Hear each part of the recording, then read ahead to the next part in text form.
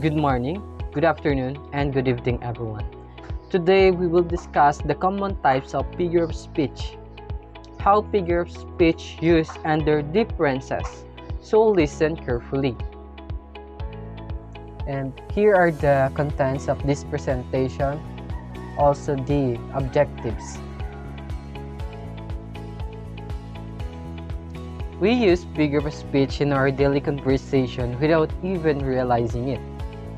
Figure of speech are a natural part of human language, and they help us to express our thoughts and ideas in a more vivid and interesting way. What is figure of speech?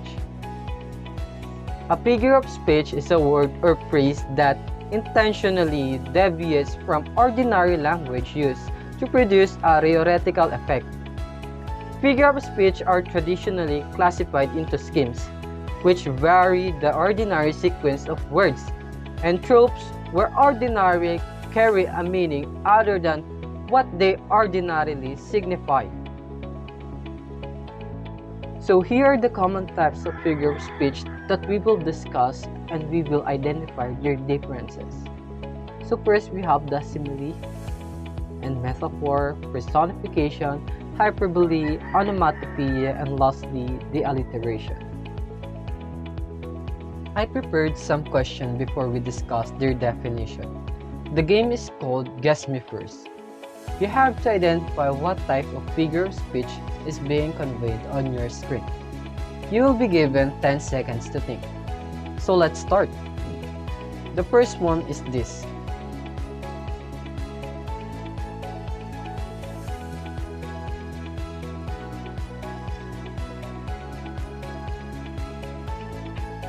Time's up. If your answer is simile, then you're correct. The answer is simile because the phrase "her eyes were like pools of blue water" is a simile because it compares two unlike things using the word like. In this case, the two things being compared are her eyes and pools of blue water. A simile is a comparison of two things using the words like or as. Always remember that if the sentence is compared to two things and uses the words like or as, it would be definitely a simile. Sir, how would we know if the phrase is a simile? Just take note the presence of the word like or as. Simile are typically signaled by the use of the words like or as to establish the comparison. So, let's proceed now to the next question.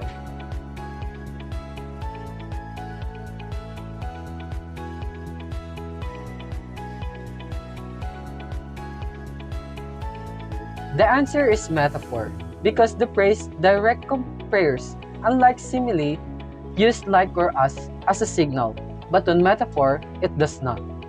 A metaphor is a comparison of two things without using the words like or as. It directly states that one thing is another. Metaphor, on the other hand, do not use the words like or as. They state that one thing is another thing, even though it is not literally true. Let's proceed to the next one.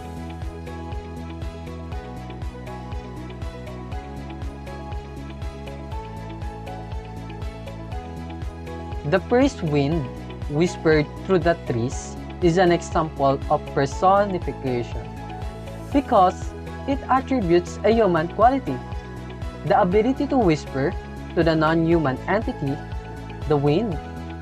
This comparison suggests that the wind is not just blowing through the trees, but it is actually communicating with them in a soft, hushed manner. Personification is giving human qualities to the non-human things. Are we clear? Let's proceed to the next one.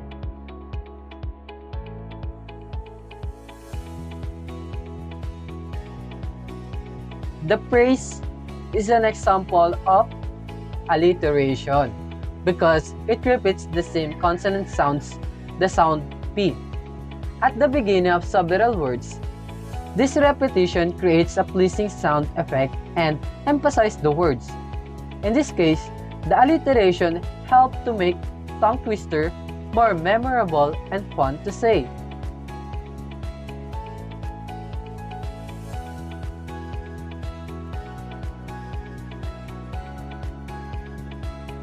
The word bang is an onomatopoeia for the sound of a gunshot because onomatopoeia is a figure of speech in which words imitate the sounds they represent. In this case, the word bang accurately captures the sharp, explosive sound of a gunshot. Onomatopoeia is often used to represent sounds that animals make. For example, the words moo, woof, meow, ba, and chirp. All onomatopoeia for animal sounds.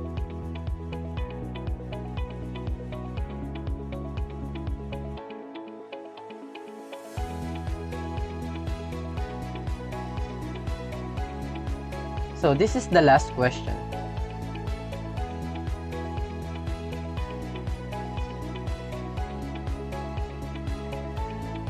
The phrase is an example of hyperbole.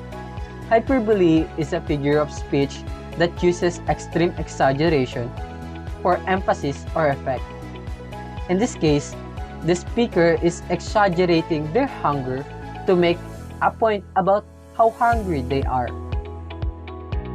Hyperbole is often used in everyday conversation to emphasize a feeling or emotion. It can also be used in more formal writing such as poetry and literature to create a more vivid and impactful effect.